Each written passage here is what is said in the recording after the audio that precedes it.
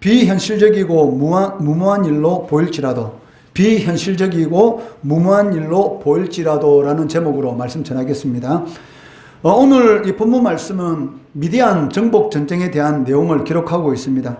사실 이 미디안 정복 전쟁은 군사적인 그러한 이유보다는 종교적인 이유 때문에 단행된 것이다 라고 말을 할 수가 있습니다. 미디안 사람들은 이 모압 왕 이 발락과 함께 그 메소포타미아의 이 거짓 선지자인 이 발람을 통해서 이스라엘 백성들을 저주하려는 그러한 시도에 이 미디안 사람들이 동참하였고, 또 미디안 이 모압 여인들 그리고 미디안 여인들을 통해서 이스라엘 백성들 하여금 이 바알 부올 이 우상을 섬기는 그러한 이 사건에 빠지게 했던 것을 우리가 이미 앞에서 살펴봤습니다. 이 때문에 이스라엘 백성들이 어떻게 됩니까? 그 연병에 걸려서 24,000명이라는 사람이 하나님의 징계를 받아서 죽게 되었던 것이죠. 그렇기 때문에 하나님께서 이 미디안을 정복해라, 그리고 한 사람도 살리지 말라라고 이렇게 말씀하신 것은 이 군사적인 그런 측면. 왜 그러냐면 미디안은 이스라엘 백성들이 이 가나안 땅을 정복하는 데 있어서 전혀 상관없는 그러한 장소였습니다. 그런데도 불구하고 이 미디안 사람들을 이 전쟁을 통해서 한 사람도 살리지 말고 다 죽이라라고 말씀하신 이유는 이 종교적인, 즉 하나님의 백성들을 미혹해서 하나님의 백성으로서의 이 가치관을 완전히 잃어버리도록 한 그러한 이 사건 때문에, 이 바알부올의 이 사건 때문에 응징의 차원에서 진행된 것이기 때문에 이 종교적인 이유에서 이 전쟁이 단행되었다라고 할 수가 있다는 것이죠. 1절 말씀해 보시면 그 여호와께서 모세에게 말씀하여 이르시되라고 말을 하고 있고, 그 3절 말씀에 또 보더라도 모세가 백성에게 말하여 이르되라고 말을 하고 있습니다. 그러니까 1절에 여호와께서 모세에게 말씀하여 이르시되라는 이 말하고, 3절에 보시면 모세가 백성에게 말하여 이르되라는 이 1절과 이 3절의 그 이 말씀의 이 내용과 이 문장의 구조는 똑같습니다. 즉, 그 말하는 사람과 받아들이는 사람만 바뀐 것이죠. 저 1절 말씀에는 누가 누구에게 말한 겁니까? 하나님께서 모세에게 말씀하신 거고, 3절은 누가 누구에게 말한 겁니까? 모세가 이스라엘 백성들에게 말했다는 것이죠. 그러니까 이 말하는 사람과 듣는 사람만 바뀌었다 뿐이지 그 문장의 이 구조와 내용은 완전히 일치하고 있는 것을 알 수가 있습니다. 이것은 무엇을 의미합니까? 그러니까 모세는 이 하나님의 말씀을 받은 그대로 이스라엘 백성들에게 전했다는 것이죠. 그러니까 하나님께서 하신 그 말씀 그대로 그 말씀에다가 자신의 생각을 집어넣은 것이 아니고 하나님께서 전하신 그 말씀 그대로 이스라엘 백성들에게 전했다라는 것을 알 수가 있습니다. 그러니까 이것은 무엇입니까? 그러니까 이 말씀을 전하는 자는 인간의 말이 아니라 누구의 말을 전하는 것입니까? 하나님의 말씀이죠. 하나님의 말씀을 전한다라는 것을 강조하기 위해서 이 동일한 문장의 구조와 내용을 일치시키는 것을 볼 수가 있습니다. 이것을 바울 사도는 갈라디아서 1장 10절에서 말씀하고 있는데 한번 같이 읽어보겠습니다. 시작. 이제 내가 사람들에게 좋게 하랴 하나님께 좋게 하랴 사람들에게 기쁨을 구하랴 내가 지금까지 사람들의 기쁨을 구하였다면 그리스도의 종이 아니니라. 이게 무슨 말입니까? 자기는 그 예수님께서, 즉 하나님께서 자신에게 전해준 그 말, 그 복음을 그대로 전했다는 것이죠. 이 복음에 만약에 다른 것을 섞으면 어떻게 되는 것입니까? 이 다른 복음이 되는 것이죠. 그러면서 바울 사도가 뭐라고 말합니까? 내가 전한 복음 외에 다른 복음을 전하는 자는에게는 뭐가 있을지어다? 저주가 있을지어다. 이렇게 말하지 않습니까? 그러니까 이 바울 사도가 여기에서 내가 사람을 기쁘게 하랴 하나님을 기쁘게 하라, 내가 만약에 사람을 기쁘게 하는 사람이었다면 하나님의 종이 아니다라고 말을 하고 있는데, 이 말의 의미는 무엇이냐면 하나님의 말씀을 그대로 전했다라는 그런 의미를 가지고 있다는 것이죠. 왜냐하면 사람들이 이렇게 복음을 전하다 보면 어떻게 해요? 상대방이 듣기 좋은 그런 말을 하고 싶은 그런 유혹이 있습니다. 이 앞에 서 있는 이 목사도 마찬가지죠. 여러분들에게 하나님 말씀을 전할 때에 하나님의 말씀을 말씀 그대로 전하기보다는 이 말 하면 우리 성도들이 듣기 싫어할 것 같다라고 생각해서 그 말 빼고 만약에 하나님의 말씀을 전한다면 그 말이 하나님의 말씀입니까? 아니죠. 그러니까 하나님의 말씀은 하나님의 말씀 그대로 전해야 한다는 것입니다. 그러니까 이것을 강조하기 위해서 1절과 3절, 그러니까 이 문장의 구조, 내용은 동일한데 말하는 사람과 듣는 사람만 이렇게 바꾸어서 이렇게 기록하는 것을 볼 수가 있는데 그 이유는 무엇이냐? 바로 말씀을 전하는 자는 하나님의 말씀을 전해야 되는 것이지 그 말씀에 자기 생각을 집어넣어서 말하면 안 된다라는 것을 우리들에게 이렇게 잘 보여주고 있다는 것입니다. 그런데 문제는 무엇입니까? 이스라엘 백성들 하여금 이 미디안 백성들을 멸하라 라는 이 명령이 오늘 본문에서만 주어진 것이 아니고 언제 주어졌습니까?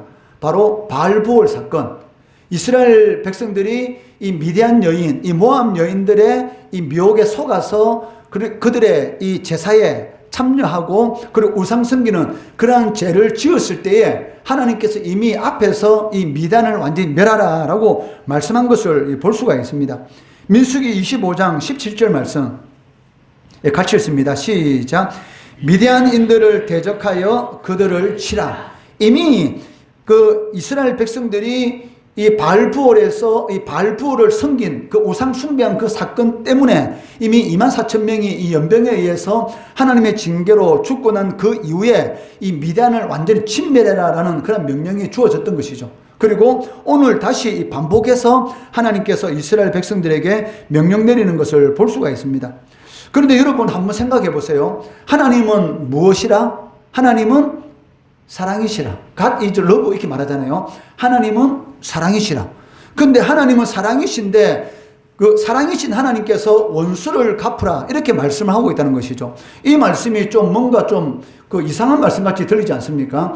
하나님은 사랑이신데 이 사랑이 속성이신데 그 사랑을 속성으로 가지고 계신 하나님께서 원수를 갚으라 이렇게 지금 명령하고 있다는 것입니다.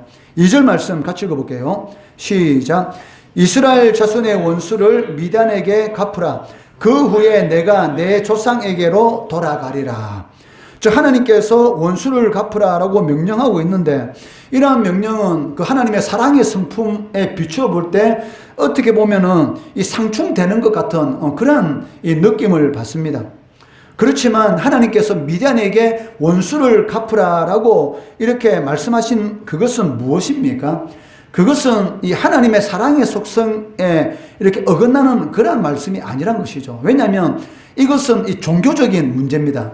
왜냐하면 이스라엘 백성들이 우상을 섬김으로 인해서 하나님의 백성으로서 이 정체성을 완전히 잃어버릴 수 있는, 즉 이스라엘이라는 나라가 완전히 없어질 수 있는 그런 위기 가운데 있었던 것이죠.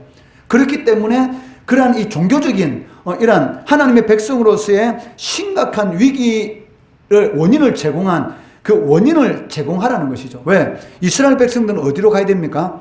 가나안 땅에 들어가서 그 땅을 근거지로 해가지고 모든 족속을 제자 삼는 그런 사명을 감당해야 될 사람이 누굽니까? 바로 이스라엘 백성들입니다.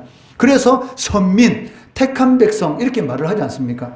그러니까 이스라엘 백성들은 하나님 택한 백성이고 이스라엘 백성들을 하나님께서 시내산에서 언약할 때 뭐라고 말씀하십니까? 너희들은 나의 뭐다?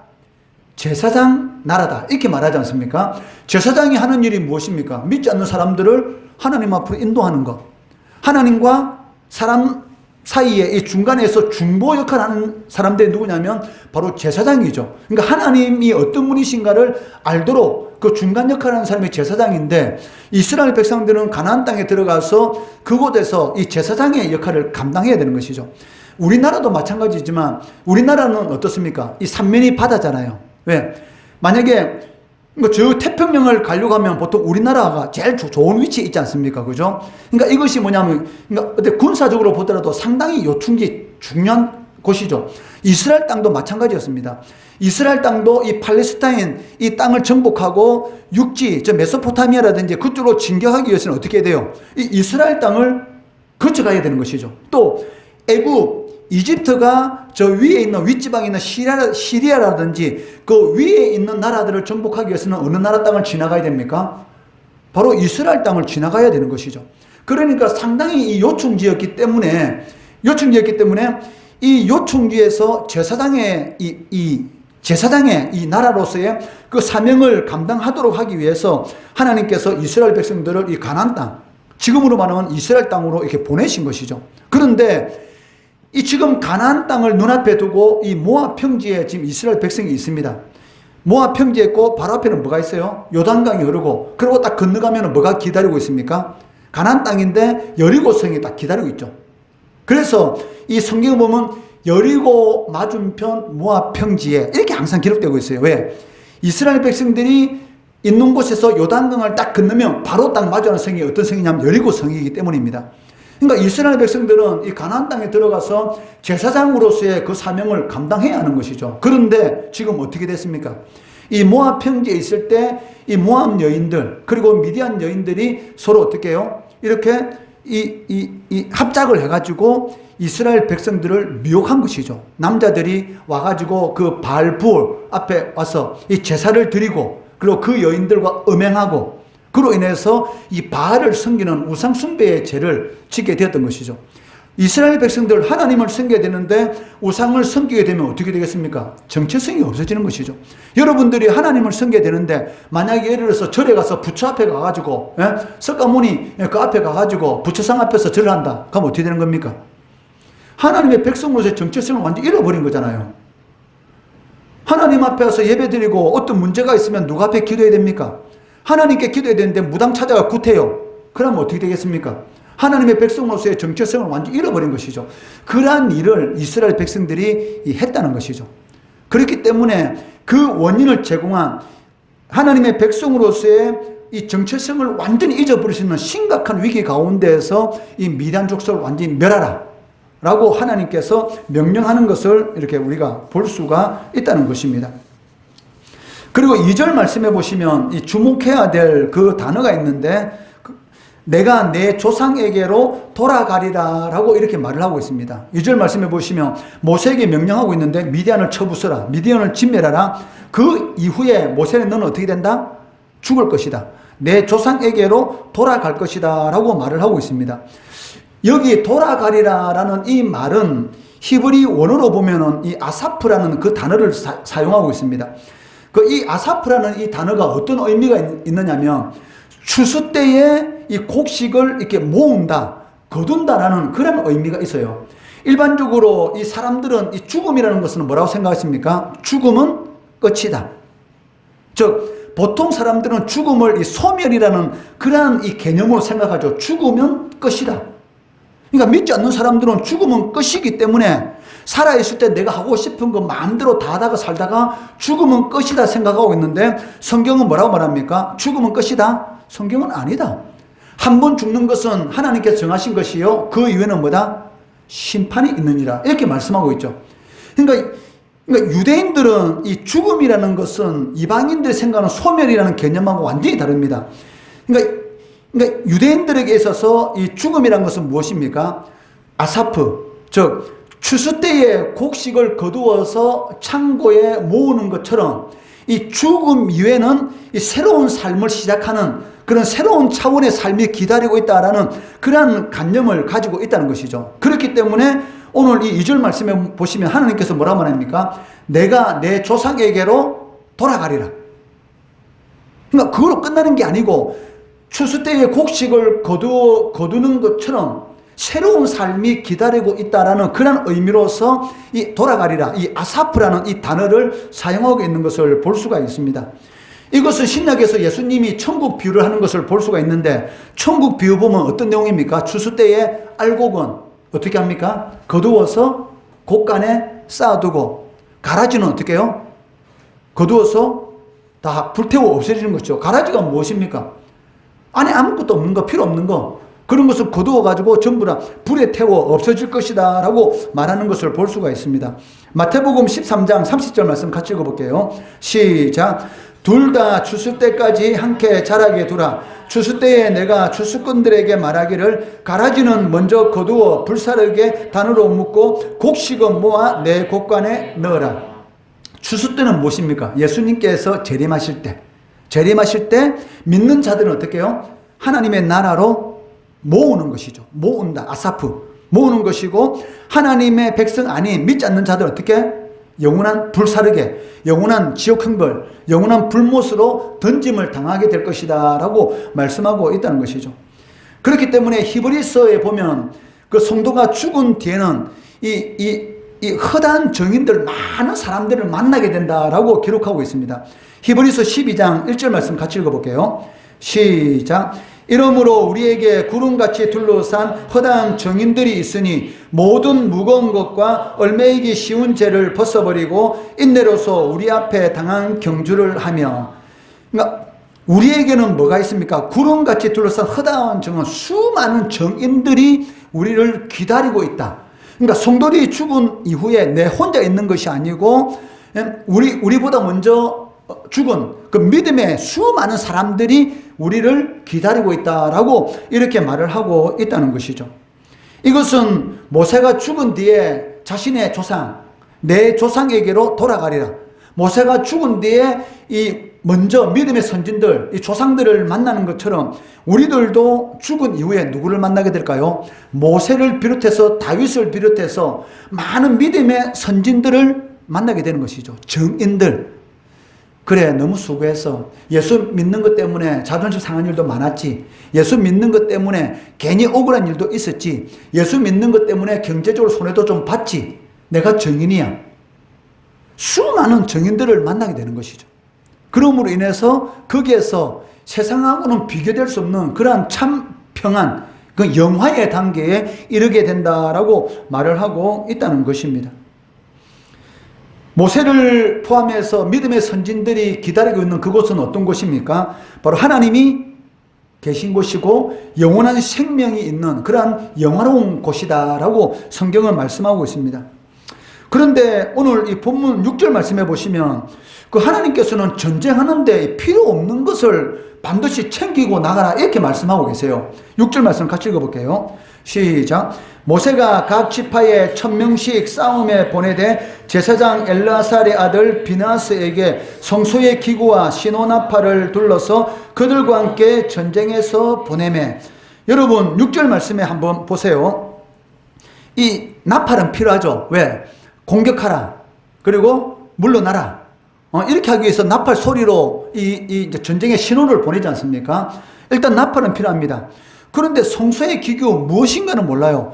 근데 성전에서 하나님 앞에 예배 드릴 때 사용하는 성소의 기구가 뭐가 필요합니까? 그런데 하나님께서는 이 성소의 기구를 꼭 챙겨서 가가라. 이 거룩하게 구별된 성소 안에서 하나님 앞에 예배 드릴 때 사용하는 그런 거룩한 기구를 꼭 챙겨서 전쟁에 나아가라라고 이렇게 말을 하고 있다는 것이죠. 그 이유가 무엇일까요? 이 미디안과의 이 전쟁은 무엇이다? 육신의 전쟁이 아니고, 물론 이 육신은 육신의 싸움이죠. 그렇지만 궁극적으로 무슨 전쟁이라? 바로 이 영적 전쟁이다. 즉 하나님이 대신 싸우시는 이런 군사적인 그런 전쟁이 아니고 종교적인 전쟁이다라는 것을 하나님께서 나타내기 위해서 이 성소에 이 거룩한 기구를 가지고 나가라라고 말씀하는 것을 볼 수가 있다는 것이죠. 여기에서 우리가 중요한 교훈을 하나 깨달을 수가 있습니다. 그게 무엇입니까? 이 성소의 이 기구가 바로 이 미디안과의 이 전쟁의 성패를 좌우했다는 것이죠. 이스라엘 백성들은 12,000명이 싸움터에 나갔습니다. 왜? 지파 한 지파당 1,000명씩 뽑았기 때문에 12지파니까 12,000명. 근데 12,000명과 이 미디안의 이 대군과는 이 숫자적으로도 안 되는 것이죠. 왜? 미디안은 미디안에 속한 모든 군인들이 다 이 전쟁에 동참했고 이스라엘 백성들은 12,000명만 이 전쟁에 나갔습니다. 그렇기 때문에 인원수에 비하면 절대로 이 상당히 불리한 그런 상황 가운데 있었습니다. 그런데도 불구하고 하나님께서 12,000명만 나가고, 왜? 더 나갈 수가 있었죠. 그런데 12,000명만 나가라. 왜냐하면 그때 이 모압 평지에서 두 번째 인구 조사할 때도 장정만 몇 명이었습니까? 60만 명이잖아요. 똑같잖아요. 애굽에서 나올 때 60만 명 장정. 그리고 40년이 지난 이후에도 장정이 60만 명이니까 똑같아요. 그러면은 12,000명이 아니고 10만 명 나가라, 20만 명 나가라 이렇게 할 수가 있잖아요. 그런데 하나님께서는 12,000명만 보내요. 그 이유가 무엇입니까? 이 싸움은 누구 싸움이다? 하나님 싸움이다. 너희들이 하는 싸움이 아니다. 하나님께서 하는 싸움이다라는 것을 가르쳐 주시기 위해서, 그리고 전쟁은 누구에게 속한 것이다? 하나님께 속한 것이다. 그걸 가르쳐 주기 위해서 이 전쟁하고는 전혀 상관이 없는 이 성소의 이 기구를 가지고 이 전쟁에 나가라라고 하는 것을 볼 수가 있습니다. 에베소서 6장 12절 말씀 같이 읽어볼까요? 시작. 우리의 씨름은 혈과 육을 상대하는 것이 아니요 통치자들과 권세들과 이 어둠의 세상 주관자들과 하늘에 있는 악의 영들을 상대함이라. 우리가 싸우는 것은 눈에 보이는 육신적인 싸움이 아니죠. 예수 믿는 것 때문에 핍박하는 것, 그것은 그 핍박하는 사람의 뒤에 누구 있습니까? 사단의 역사가 있죠. 사단의 역사, 사탄의 역사입니다. 모든 것이 그렇기 때문에 예수 믿는 사람들은 기도를 하지 않으면 안 되는 것이죠. 왜? 사탄과의 싸움에 승리할 수 있는 길은 무엇입니까? 기도. 기도 외에는 이런 유가 나갈 수 없느니라. 간질병 들린 그 귀신을 쫓아낸 예수님. 근데 제자들은 쫓아내지 못했어요. 그 이전에는 얼마나 많은 귀신을 쫓아내고 병든 자를 고쳤는데 하필 제자들이 귀신이 떠나가는 것을 경험했고 병든 자를 고치는 그런 경험을 했습니다. 그런데 이 간질병 귀신 들린 이 귀신을 쫓아내지 못하는 거예요. 그것 때문에 어떻게 해요? 많은 사람들이 제자를 둘러싸가지고 비웃는 것이죠. 너희들이 예수님의 제자라면 초자연적 능력 행한다면서, 그러면서 왜 이 간질병 귀신 왜 못 쫓아내? 이렇게 말하는 것이죠. 그러니까 예수님이 저기 베나산에서 이 베드로와 야고보와 요한과 기도하시고 딱 내려오 보니까 제자들이 많은 사람 둘러싸여가지고 이 제자들이 그 많은 사람으로부터 조롱을 당하고 있는 것입니다. 그 예수님이 야 무슨 일이야? 이렇게 딱 말하니까 그 자초지정을 이렇게 이야기한 것이죠. 그러니까 예수님은 뭐라고 한 거 아닙니까? 이 믿음이 없는 자들이요. 그 이전에 분명히 귀신을 쫓아냈어요. 그리고 병든 자를 다 고쳤습니다. 제자들이. 그런데 왜 조금 시간이 흘렀다고 왜 못할까요? 제자들이 기도를 안 한 것이죠. 자신들이 이제 귀신 쫓아냈다고 막 자신의 힘으로 다 해결될 줄 알고, 그러니까 예수님이 뭐라고 말하냐면 믿음이 없는 자들이요. 이렇게 말합니다. 왜냐하면 믿음과 기도는 연결됩니다. 믿음이 없이는 그 능함이 없다. 이렇게 말씀하지 않습니까? 그러니까 믿음이 있어야 되는데 기도를 안 하니까 믿음이 없는 거예요. 그러니까 예수님께서 뭐라고 말합니까? 제자들과 기도하고 싶어도 뭐랍니까? 네가 1시간 동안 기도 못 하느냐. 그러니까 기도를 안 하다 보니까 기도를 못 하는 것이지. 그러니까 우리의 싸움은 무슨 싸움이다?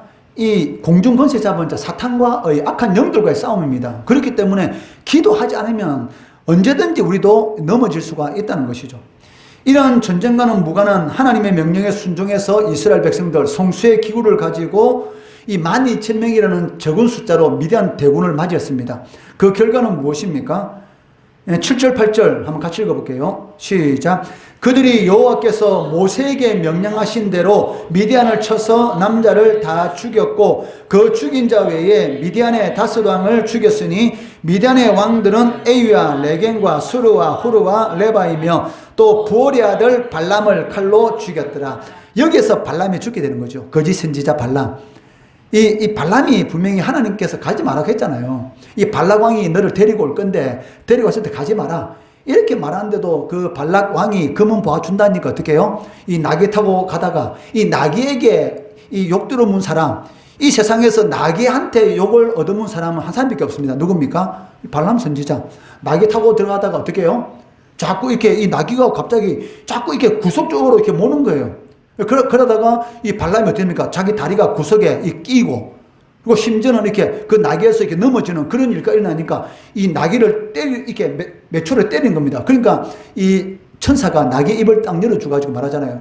내가 지금까지 너한테 이렇게 한 일이 있느냐? 나귀가 그렇게 말하지 않습니까? 그러니까